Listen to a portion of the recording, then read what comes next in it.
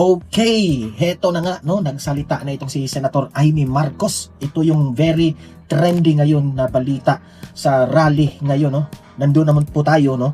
Grabe yung guys, sinabi ni Senator Amy Marcos na isa sa mga highlights doon na mga sinasabi sa speech ni Senator Amy ay sinabi na nga niya at kinonfirm niya na si Bongbong Marcos ay gumagamit ng bawal na gamot. Grabe guys. Itong video na ito, itong vlog na ito, ipapanood ko sa inyo mismo si Senator Amy po ang nagsabi harap-harapan dito sa sabi nga nila, no, aabot na siguro ng mga 800 to 900,000 ang mga tao kanina. Nandyan po tayo kanina, no? At heto na nga, magre-react tayo at ipapakita ko sa inyo ang sinabi ni Senator Amy Marcos patungkol kay Bongbong Marcos. Sa ito mga nagde-defend na naman itong mga loyalista na siniraan raw ni Senator Amy Marcos itong si Bongbong Marcos na tungkol nga dyan na gumagamit si Bongbong Marcos ng polvoron, no? Grabe naman kayo, hanggang ngayon budol pa rin kayo, mga loyalista kayo. Kahit kapatid na yung nagsabi, walang ibang kumbaga alam sa lahat kundi si Senator Amy. Kapatid niya yan, alam niya lahat yan. Now kung sasabihin niya ni Amy Marcos na ganyan po si BBM, totoo yan. Wala yang halong kadramahan. Bakit naman niya sisiraan si Bongbong Marcos na ganun-ganun na lang? Ginawa yan ni Senator Amy para ikakabuti ni BBM. Hindi yan, wala na. Nakukonsensya na si Senator Amy, okay? So yan po ang ipapakita natin ngayon, okay? Pero guys, bago ang lahat, bago ko ipapakita yan, help me po muna na i-like at saka i-share itong video na ito para kakalat ito sa taong bayan. Marami po ang makaalam sa nangyayari ngayon sa ating bansa. Importante yan na mag-react tayo sa ating opinion. At sa mga first time lang dito sa Don Mar TV, if this is your first time dito sa channel na ito, mag-subscribe na po kayo kasi walang bayad ang mag-subscribe. Pindutin nyo yung subscribe button, libre, walang bayad at updated ka pa sa ating mga balita. Okay? So, ayan. Maraming salamat. So without further ado, i-play natin itong video at magre-react tayo sa ating own opinion patungkol sa mga revelasyon ni Senator Amy Marcos. Play! Ay kasama ko ba sa Senate of the Philippines? Ang aking kaibigan, ang aking kumare, Senator Amy Marcos. Ito na.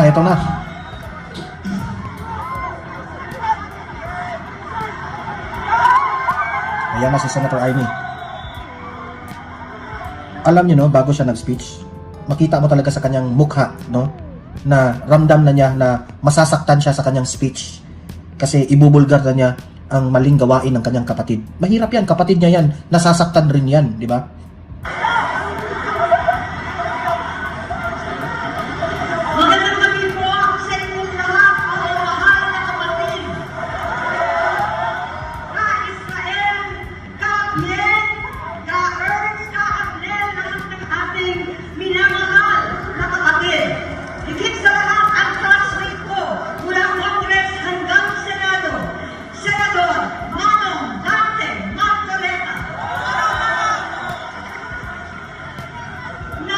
Hirap po ang pumunta, tumayo at magsalita sa inyong harapan.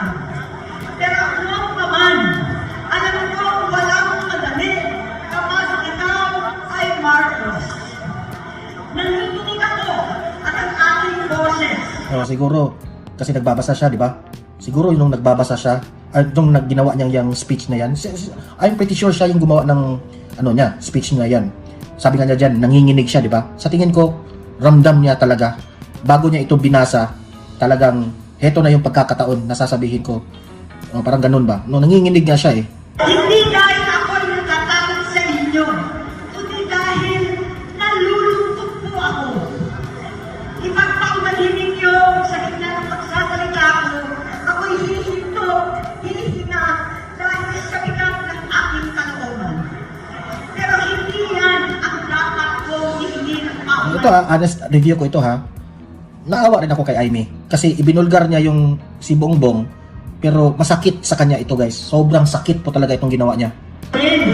Hindi yan ang kasalanan Ika nga sabi nila, no, mas pinili ni Marcos ang bayan natin, no? Mas pinili niya kumpara sa kanyang kapatid o pamilya. That's a sacrifice. For me, that's a sacrifice. At ihingi ko ng tawad. Narito po ako dahil sa tawag ng Iglesia ni Cristo para sa transparency, accountability at hustisya. At dahil sa tawag ng sarili kong konsensya, bilang Grabe. senador, bilang kapatid, bilang Siguro nakokonsensya na siya. Kasi siya naman ang dahilan na nanalo si Marcos at si VP Sara. Tinandem yung dalawa eh. Sinuyo nila si VP Sara doon sa Davao eh. Pilipino. Bata pa lang po kami ni Bongbong. Alam na ng buong pamilya ang problema sa kanya. Grabe. Sa totoo lang, mababasa naman ng lahat ang mga testimonya ng aking ama patungkol sa kanyang galit at gawain. Noon, dahil may tatay pa kami, hindi ko pa siya responsibilidad. Noong tumatanda, ay mas naging nakakatahala. Batid ko na nagdadrag siya. Grabe guys. Ayan umiiyak siya nung sinabi niya na nagdadrag siya. Grabe. Alam mo, totoo ito. This is betrayal of public trust, Bongbong Marcos. Mag-resign ka na. Mag-resign ka na. Alam mo ipinagtanggol pa ni Auntie Claire Castro, sa kabilang vlog natin, after this one, magbablog ako ulit, Ibablog natin yung si Auntie Claire Castro na siniraan raw ni Amy Marcos, si BBM. Hindi sila naniniwala, sina Castro, na gumagamit si Bongbong Marcos. Grabe naman kayo. Ganyan na ba kayo ka nabudol? Grabe. Pamilya, nalaman ng pamilya, seryoso ito. Minsan, kami ng Presidential Guard at Metro pa ang naglilinis tuwing nagpa-party po sila. Grabe. Si Amy nang nagsabi Nabuhay kami magkakapatid sa ibang bansa. Kami-kami lang. Kinumbinsi ko pa si Bongbong. Alam mo, Senator Amy, saludo po kami sa ginawa mo, Grabe itong sakripisyo yung ginawa ni Senator Amy, guys. Bilib na bilib ako sa kanya. Mahirap yan, kapatid mo yan, kadugo mo yan na nilaglag mo para sabihin mo lang yung totoo para sa bayan natin. Kasi kawawa po ang ating bansa. Kawawa po ang ating bansa sa meron tayong presidente na bangag. Hindi na po matino ang kanyang utak. Kaya nga itong mga bagyo na ito, hindi na niya kaya. Itong korupsyon na lumalaganap, hindi na niya kaya ni Bongbong Marcos kasi nga gumagamit Mismo siya na ang nagsabi, kapatid yan. Alam ko na si Lisa, naisip ko noon, kapag nag-asawa siya, malalagay na sa tahimik at magkakaroon ng direksyon. Ang laki ng pagkakamali ko. Mas lumala ang kanyang paglulong at paglulong sa droga. Grabe.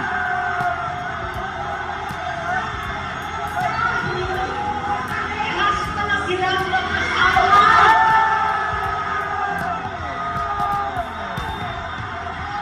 Grabe guys. This is a big revelation. Alam niyo, gugulo talaga yung bansa natin guys. Maraming magagalit na mga, ewan ko na lang pero ako po natatakot sa mga AFP at mga kapulisan. Maraming magagalit dito pag marinig nila ito. Alam ng mga tao doon na halos hindi siya nakapasok. Tuwing kumprontahin ko siya, ay nagsasabi siya magbabago na siya, aalisin na niya ang bisyo. Hanggang sa may nagsumbong na naman sa akin na sa paggising pa lang sa umaga, kasabay ng almusal, marijuana pa lang. Grabe guys. Lahat sila nagiinom na gumagamit ng cocaine. Grabe. Ang asawa at barkada. Tulad lang ng ako, kinastigo ko ang mga barkada niya. Ang nasilang si Bong Dasa, si Eddie Cruz, Inigo, Tony Boy, Sam Anton, alam po ninyo yan. Paano nagre-resign na sa takot ang mga pulis nila at staff dahil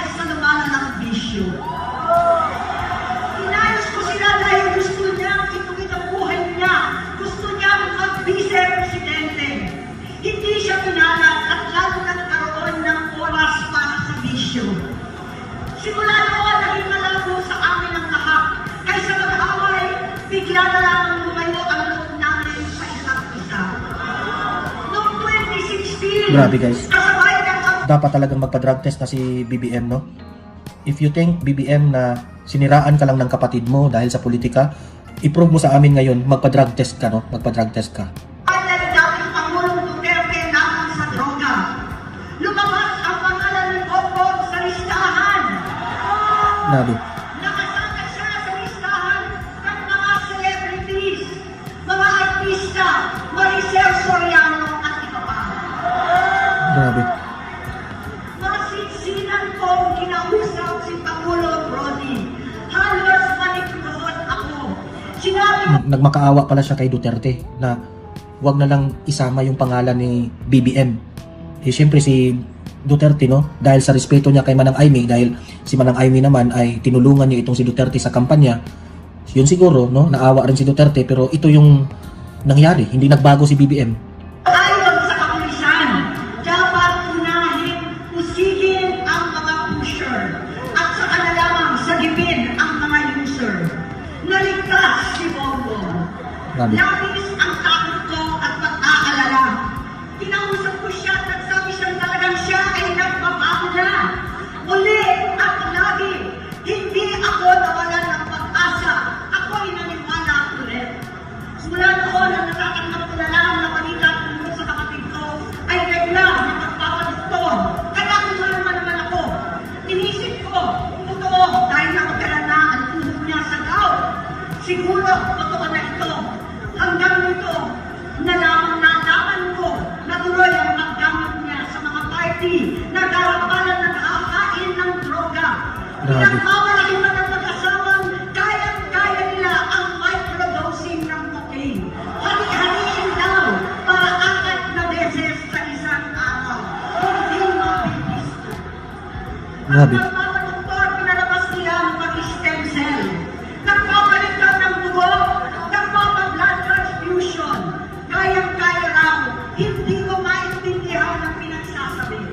Noong 2021, kahit papano, nakikita kami ang nagkakausap. Sumamba siya sa akin talagang hinintunan niya. Naniwala ako kasi sabi niya, gusto niyang tumakbo. Ang sabi ko, tutulong ako sa abot ng aking makakaya.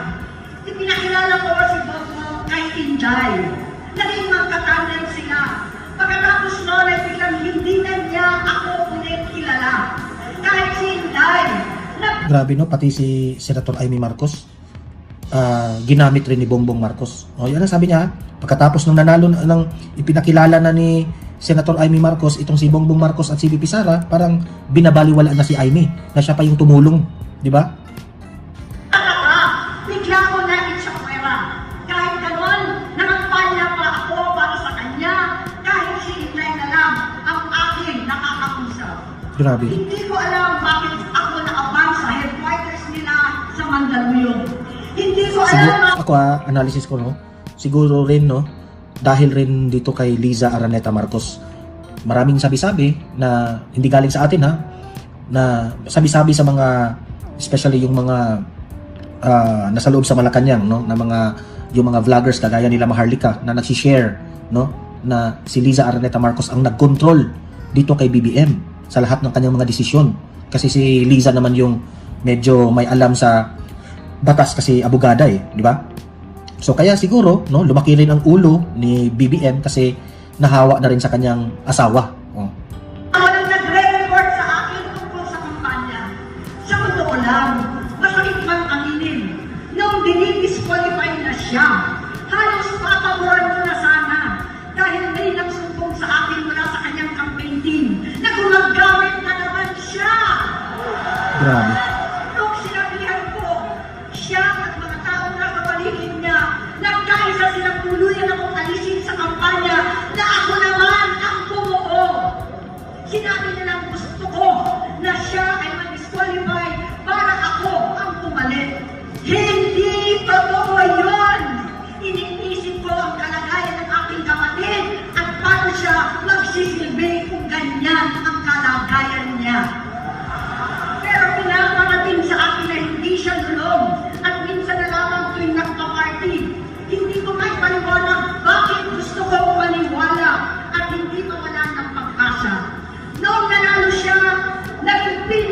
Grabe, oh. Mga loyalista, wake up. Loyalista, wake up. Wake up na po kayo, wake up. Niluloko na po kayo. kami sa isa't isa. Maliban sa Kayo ha, sa mga nanonood ngayon ha, comment down below. Sabihin nyo, naniniwala ba kayo kay Senator Amy na gumagamit itong si BBM? Isulat nyo ang argumento niya. Bakit? Okay? Kung hindi rin kayo naniniwala, i-comment nyo dyan. Anong reason ninyo? Okay? Give your opinion about this one. At kapag pumupunta yung nanay namin, hindi ako sumama sa loob ng 3 taon dyan sa Malacanang. Dahil lang tama na doon ang inuman, ang paggamit nila ng cocaine at mga bawal na gamot. Grabe. Hindi ba ninyo nakikita, naririnig, kakaiba na siya magsalita, hindi na maintindihan kung ano-ano na ang sinasabi at wala na sa sarili. Nagtatago sa kapalitan niya ang mga abuso niya sa droga. Diba? Kaya pala, si Amy na ang nag-confirm ha, kaya pala, parang natuna-tuna yung pagsasabi ni, yung every time na i-interview itong si BBM, parang nagkautal-utal yung bibig niya, di ba? Ay, gano'n na yung bibig. Siya mismo ang nakapansin niyan kasi siguro itong si Senator Amy Marcos, dati hindi po ganyan magsalita si BBM. Pero ngayon, utal-utal, parang epekto yan sa gumagamit ka. At kung meron tayong presidente na gumagamit, kawawa yung bansa natin kasi yung utak hindi na matino. At kapag gumagamit ka, no, that is betrayal of public trust. Kapag malaman yan na totoo, may ebidensya na gumagamit si BBM, yan talaga, that is, sabi nga nila, that is an impeachable offense. At bunga na ito ng mga nakakapinsalang maling desisyon. Hinayaan niyang tumilos ang mga nakalibot sa kanya. Yung mga umaastang presidente habang nilulunong siya ng mga ito. Hindi Umaastang presidente, si Martin Romualdez na yung pinatutungkulan niya dyan. na kami ng kausap. Sa harap ng publiko, pinipilit ko magmukha kaming maayos. Pero wala na kaming koneksyon. Hindi ko hinihiling na maunawaan ninyo ako, lahat kayo. Sa palagay ko, ang makakaunawa lamang sa akin ay ang mga pamilya may pinagdaanan sa adiksyon, sa inom, sa sugal, sa alak, sa bisyo, higit sa lahat, sa droga. Pagkat hindi ko siya nakakasama buong aking loob na ipasok sa institusyon. Ipagamot, iparihab ko na yan. Pero, tuwing maghaharap kami noon, hindi kaya ng aking kalapungan na gawin yun. Tuwing magsasabi siya sa akin na magbabago na siya, hindi ko siya kayang tiisin. Hindi ko kaya ipagkait sa kanyang pagkakataon at pagbabakasakali, umaasa ako at laging nananalangin na sana, oo nga, nagbago na siya. Hanggang dumating at 2024 at 2025, yung vision niya na ang dahilan ng pagbahak ng korupsyon, kawalang direksyon, at maling-maling mga desisyon. Walang accountability, wala nang hustisya. Hindi na niya alam ang nangyayari. Hindi na pinapaalam sa kanya ang mga pangyayari. Sinamantala ng mga ito ang paggamit niya ng droga. Tinangkaw na nila ang kaban ng bayan habang ang mga dating tumatawag sa amin ng magnanakaw ay nakakita ng pagkakataon sirain ang lahat. Nagagamit na nila si Bongbong para sirain si Inday. Itinutulak na nila si Bongbong at ang bayan sa bangin para umastang kakapagligtas. Mula sa pagtraidor at pagpapahamak kay BP Inday, sa confidential funds na tutuusin ang galing naman sa opisina ng Pangulo. Correct. Hanggang sa Di ba kung tutuusin, blame sila ng blame ni VP Sara patungkol sa confidential funds? Yung confidential funds na yan, galing naman yan sa administrasyon eh. Galing yan sa president, di ba? Why would you blame VP Sara for that? Na nagbigay naman si VP Sara sa COA ng mga resibo, di ba? Pero blame pa rin ng blame sila. Ano ngayon? Tama nga yung sinabi ni VP Sara, ang gaba, dili magsaba. Ito, gaba na